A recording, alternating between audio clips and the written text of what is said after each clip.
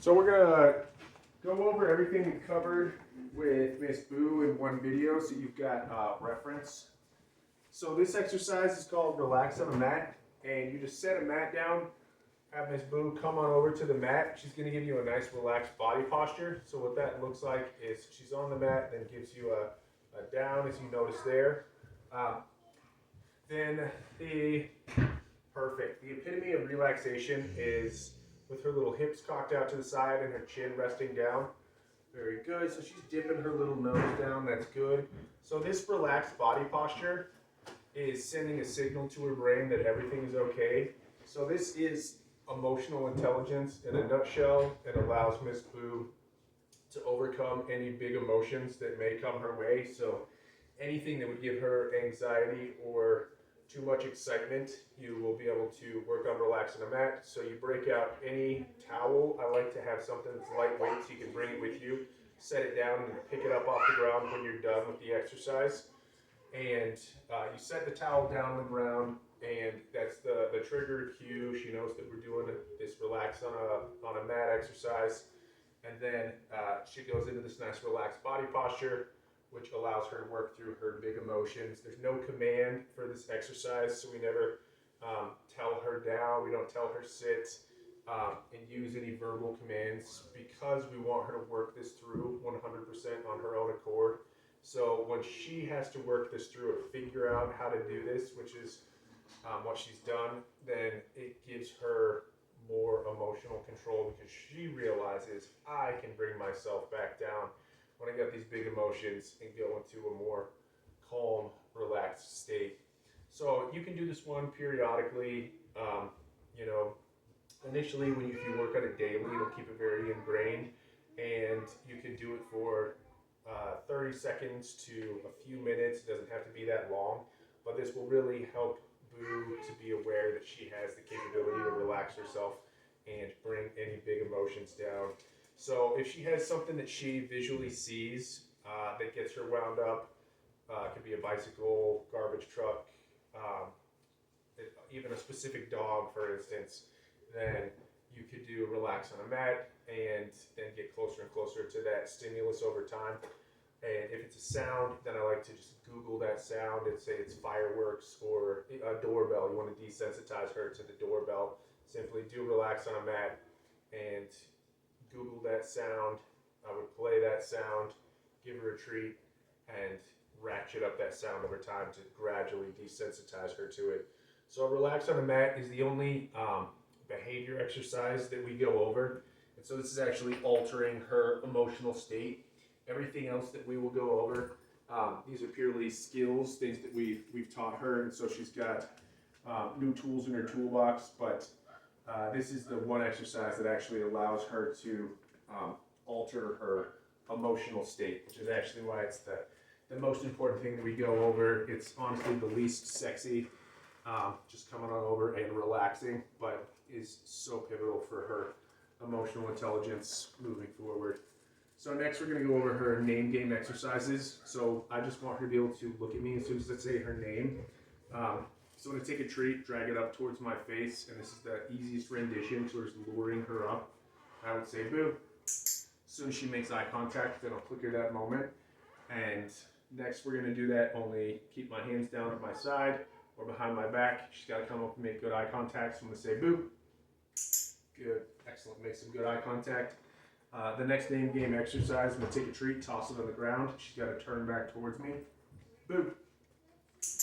And as soon as she looks at me on that one, I give her a click. And all these name game exercises are very, very great. Throughout the day, you can periodically do. Honestly, that second one's great. Just not luring, just saying her name and have her check in with you. And it'll keep her recall super, super solid if she has the capability to, boom, check in on you anytime you say her name.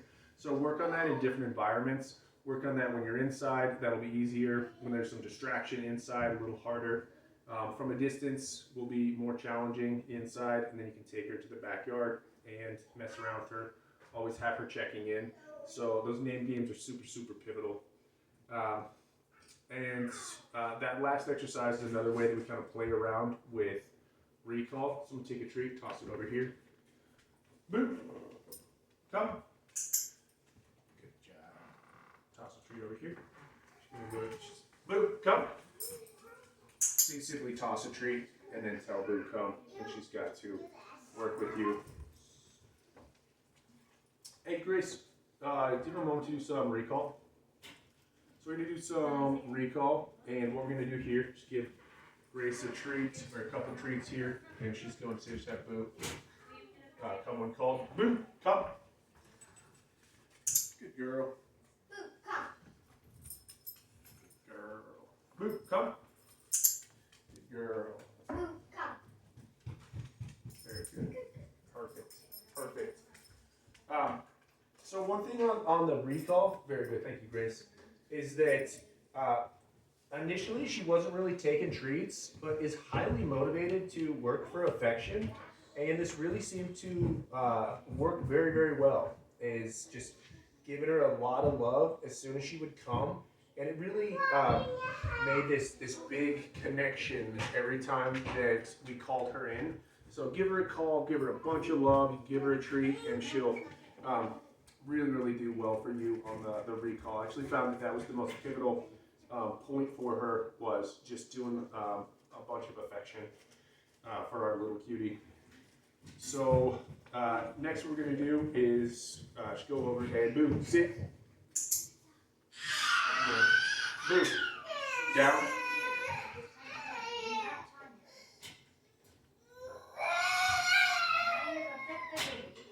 Boo, down. Good girl. Boo, stay.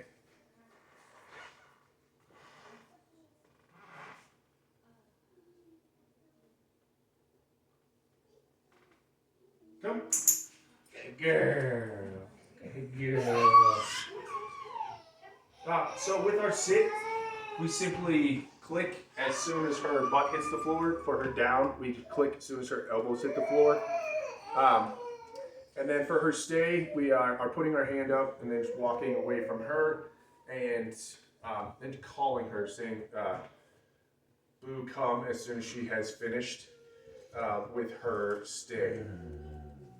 So next we're going to go over is our targeting exercise. So we want Boo to position herself exactly where we want her to be. So I'm going to say, Boo, touch. So we simply put our hand down. She comes up and bumps our hand with her nose.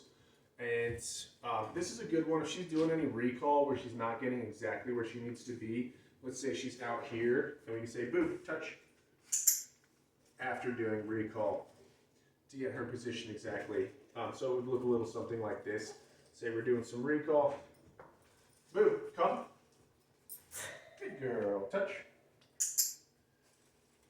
Let's say she comes up here, you want her exactly here. Good girl, touch. Then you can tell her touch. And it's a good way to get her positioned, touch. Because you can get a little bit further back. You could have her go over here, touch. So you don't have to have her manhandle her, you can just get her positioned wherever you need simply by telling her touch. We utilize this on loose leash walks as well, so just putting our hand out, telling her touch. Whenever she's not positioned exactly where we want her. When we're doing our walking, we want her right here by the side of our leg, so we can simply tell her touch if she's not exactly where she needs to be. Next, we're going to go over our space exercise. This is our anti-jumping exercise. Her jumping has really started to peter off, so really letting her know that we don't appreciate that has really started to scale back in the jumping. It's always a process. Boom. Space. Good. So giving me that little bubble around myself is exactly what I'm looking for. Hey Grace, will you come in here for a second? So on our space, when we're working with a partner and we have someone else that comes in, so if Boo were to approach Grace and get too close, we can also use space. Boo, space. Good girl. So you can get her, you can walk over there and then Grace, over by the fireplace, you're out of frame right now. And then you can get Boo to come on over towards you. Boo, space. Very good. Try one more time. Boo, space. Good. Thank you, Grace. That was perfect. So that's exactly what that should look like. If Boo is approaching someone that she shouldn't be approaching, is getting too close, you can say space for her. She'll turn around and come back towards you. One small note on the clicker pinpoints the exact moment she's done something correct. However, she's got all these skills nailed down. We're keeping the skills super sharp in the meantime. However, the clicker can be phased out, a day or two after you bring her home. Work with the clicker for a couple days. So you've got everything pinpointed exactly when you're doing it correct, when she's doing it correct rather. And then you can phase it out and you don't need to use the clicker because she knows all these skills really well. And as far as treating goes, you'll want to treat her every time she does something initially when she gets home, and do that for a couple weeks, and then start to phase out on the treats, making it more sporadic so you can be real calculated and do it every other time to make sure you stay real consistent, and then scale back and do it every third time or fourth time. Really calculate when you're doing it. Or do it every time for 2 weeks, and then at that point just make it pretty sporadic, just to where she doesn't know when she's going to get it. And another piece is always giving her a bunch of affection when she's doing the right thing, and so she's getting some sort of reward for doing the right thing. We want her to know, yes, this is when you've done the correct thing. Next, we're going to go over our leave it skill. So we simply want to be able to leave it regardless of what it is if we have something good. So I'm going to take some treats here. Leave it. Perfect. You notice that real solid backup? That's exactly what we're looking for. We also have something that you can use treats. You can also use something else that she is going to be interested in. So you can use physical items too. And if we do this, I never let her actually have it in her mouth. She can get close. Leave it. It has to leave physical items. I actually encourage you to work with a bunch of different items, as many things as you can to work on leave it.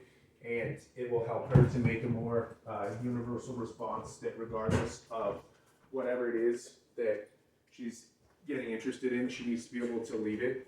So mess around with a lot of stuff. Leave it.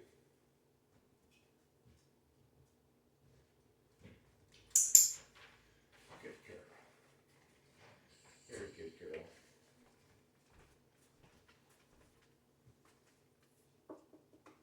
Perfect. See a bird? So we're going to sign off here for a minute, get her leashed up, and then go over her recall. We've really put a lot of emphasis on her recall. So you saw one earlier. We worked on her with the pack. She came running on over when she's out in the back. We also worked in the front yard, so I'll show you what that looks like.